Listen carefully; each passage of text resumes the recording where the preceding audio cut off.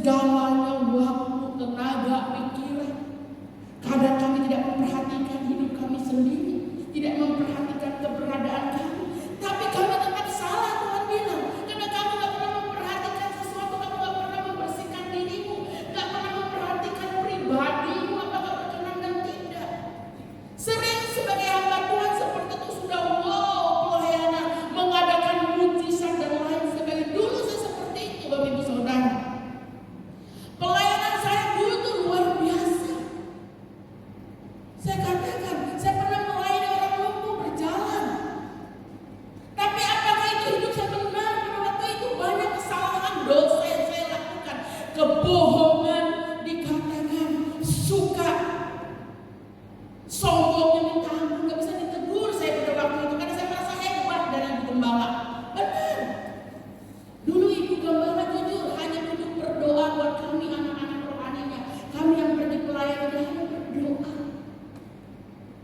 Tapi apa yang terjadi, hidup kami benarkan di hadapan Tuhan karena kami tidak pernah koreksi hidup kami, gak pernah mau ditegur lagi hidup kami karena kami merasa hebat.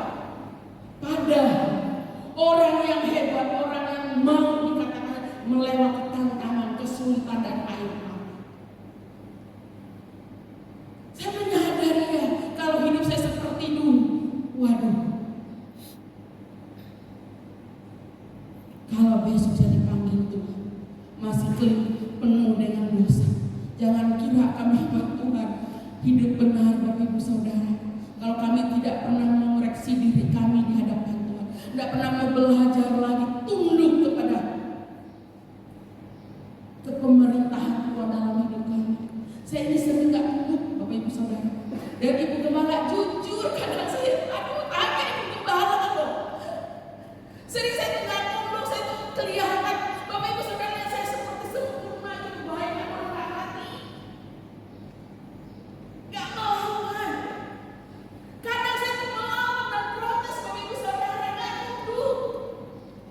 Karena itulah keegoan manusia saya. Tapi saya menjaga itu tidak berkenan.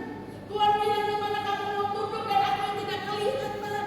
Yang kelihatan aja kamu gak pernah tunduk, gak pernah menghargai. Bapak Ibu Saudara, besok saya menyadari Tuhan. Hari ini aku dipanggil, aku masih belum berkenan Tuhan. Apakah aku masih bisa masuk dalam kerajaan bumi baru, langit baru, kerinduan kita? Jadi mari Bapak Ibu Saudara, dari kegagalan yang saya alami dan kesalahan demi kesalahan yang saya alami, saya belajar Bapak Ibu Saudara. Memang saya dikatakan setia Bapak Ibu Saudara. 25 tahun saya bersama di tempat ini, bersama dengan Ibu Gembala. Dari awal pertobatan saya setia, satu komitmen saya dengan Tuhan. Tapi apakah di balik kesetiaan saya tetap mengasihi Tuhan? Apakah di balik kesetiaan saya tunduk kepada kepemimpinan beliau? Inilah kegagalan saya, kesalahan saya di situ. Tapi Tuhan mau sempurna atas hidup saya. Maka hari kesalahan diproses oleh Tuhan. Maka saya katakan hari ini adalah hari kemenangan itu terjadi. Yesus menang atas semua itu. Tuhan sudah menjalani itu semuanya. Tapi Tuhan juga mau dengan hidup kita supaya kita boleh meraih kemenangan itu. Maka genaplah firman Tuhan, engkau sempurna seperti Bapa, serupa dan sempurna seperti Bapa. Orang yang mau melewati penderitaan itu, orang yang mau melakukan apa menjadi kehendak Bapa, sampai titik kemenangan itu terjadi dalam hidup itu. Sampai kapan kita? Sampai Tuhan panggil, baru kita menang. Tapi saya percaya Bapak Ibu Saudara, melalui ini semua, mari kita buka dulu kebenaran firman Tuhan. Nanti lupa kebenarannya.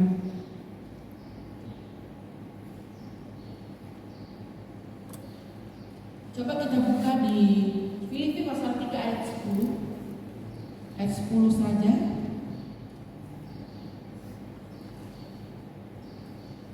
Saya akan membaca buat kita. Yang kukehendaki ialah mengenal Dia dan kuasa kebangkitannya dalam persekutuan dalam penderitaannya, di mana aku menjadi serupa dengan Dia dalam kematiannya. Wow. Di mana aku menjadi serupa dalam kematian. Ini Rasul Paulus menuliskan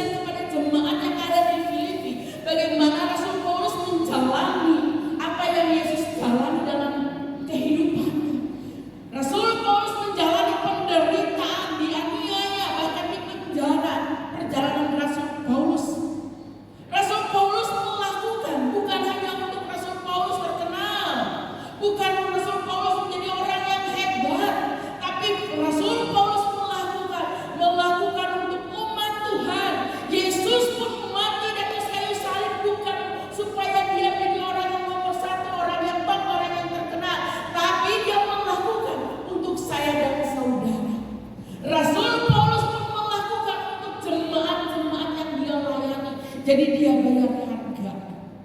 Di tempat ini ada orang yang bayar harga buat kita. Tanpa orang yang bayar harga, kita tidak akan pernah melihat kemuliaan demi kemuliaan yang akan Tuhan kerjakan atas hidup kita. Jadi saya dan saudara hari ini harus berani mati buat orang yang kita cintai, buat orang yang kita kasihi. Kita dulu yang bayar harga. Tanpa kita bayar harga buat orang lain, kita tidak akan melihat kemuliaan itu dalam kehidupan orang lain. Gak usah berbicara orang di luar, dalam kehidupan keluarga kita, saudara-saudara kita, dalam kehidupan kita sebagai istri, buat suami dan anak-anak kita. Kita sebagai suami, buat istri dan anak-anak kita. Kita harus bayar harga. Rela mati, bukan mati di mana mati daging, tidak punya hak hidup. Kita sebagai orang yang mengasihi Tuhan tidak punya hak hidup. Hak hidup itu apa? Kita boleh menikmati semua, menikmati apapun yang Tuhan beri, fasilitas hidup kita nikmati. Tapi hak hidup yang Tuhan berikan artinya hidup Tuhan yang atur hidup kita, berjalan dalam kehendak Tuhan, bukan berjalan dalam kehendak dan keinginan kita. Saya punya keinginan, Bapak Ibu Saudara, saya percaya Bapak Ibu punya keinginan. Saya ingin hidup bebas, saya ingin hidup seperti orang dunia.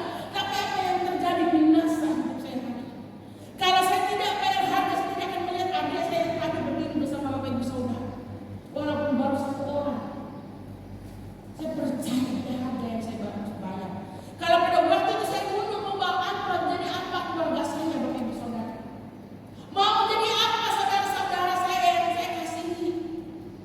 Itu sampai hari ini saya bertahan. Supaya saya melihat kemuliaan Tuhan bekerja, keselamatan Tuhan menjadi milik mereka. Ini harga yang harus kita bayar, Bapak Ibu Saudara. Korban perasaan, korban segala. Yesus, perjalanan Yesus ketika dia dalam perjalanan ke taman Getsemani, dia melewati semuanya. Setelah itu, Yesus sudah turun selesai di Getsemani. Yesus berjalan, diperhadapkan kepada mahkamah agama. Diolok-olok